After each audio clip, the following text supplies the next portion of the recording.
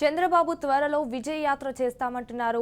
అనారోగ్యం ఉంటే విజయ యాత్ర ఎలా చేస్తారు అని వైఎస్ఆర్సీపీ రాష్ట్ర ప్రధాన కార్యదర్శి సజ్జల రామకృష్ణారెడ్డి ప్రశ్నించారు. స్కిల్ స్కామ్ కేసులో చంద్రబాబుకు బెయిల్ రావడంతో ఎల్లో మీడియా హడావుడి చేస్తోందని మండిపడ్డారు.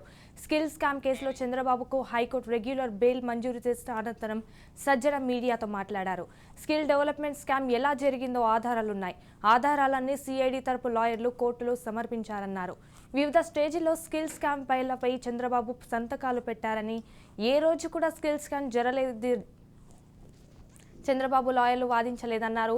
గంటా సుబ్బారావును 5 పదవుల్లో కూర్చోబెట్టి నిధులు దారి మళ్లాయని దర్యాప్తు సంస్థలు చెబుతున్నాయని సజ్జల వివరించారు. లిక్కర్ స్కామ్ అయితే ఏమి, శాండ్ అయితే ఏమి, అన్నీ ఉన్నాయి.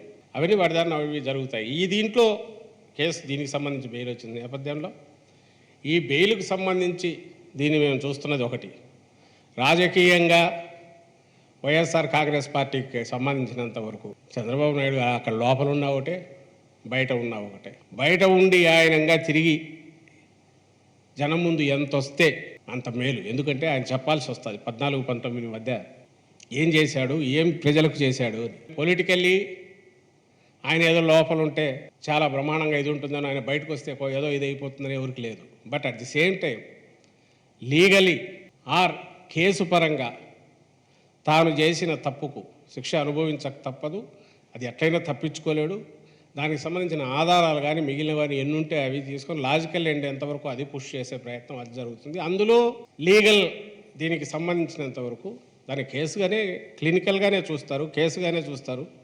దాన్ని డీల్ చేయాల్సిన పద్ధతిలో గవర్నమెంట్ కానీ ఇన్వెస్టిగేటివ్ ఏజెన్సీ కానీ చేసేవి చేస్తారు. పొలిటికల్ దీనికి సంబంధించినంత వరకు ఆ బెయిల్ ఆయనకు వచ్చి బయటకు వచ్చి ఒకవేళ జనం లేకొస్తే మంచిది మరింత. ఎందుకంటే ఆయన ఫేస్ ఏదో చూడాలి జనం. 14-19 మధ్య మోసం ఎంత చేశాడో తెలియాలా.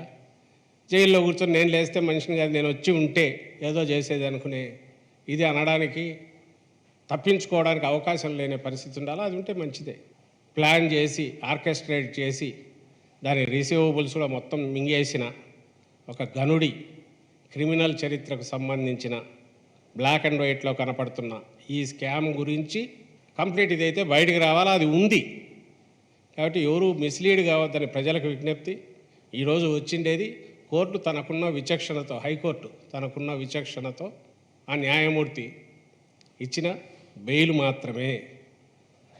దీనికి సంబంధించి నిజంగా చంద్రబాబు నాయుడు గారికి ఏదన్నా ఉంటే ఎప్పుడైతే కేసు పెట్టినప్పుడు లేదు, అరెస్ట్ అయిన రోజు నుంచి ఒక్కసారి కూడా కేసు గురించి ఆయన మాట్లాడట్లా. గంటా సుబ్బారావు 4-5 పోస్టులు ఎందుకు పెట్టుకున్నాడో చెప్పట్లా.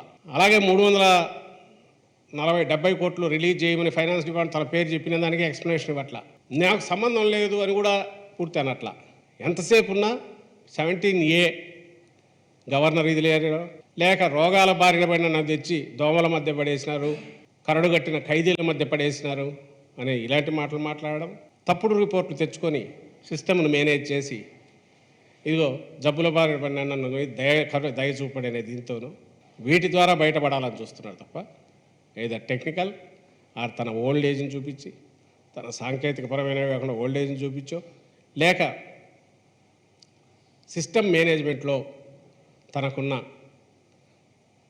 అనుభవం, జ్ఞానము ఇవన్నీ ఉపయోగించుకుని అట్లా బయటపడాలని చూస్తున్నాడు. సబ్జెక్టుకు సంబంధించి ఆయన neither he Nar his party is denying, giving సంబంధం లేదని అట్లా జీవోలో అదే ఉంది.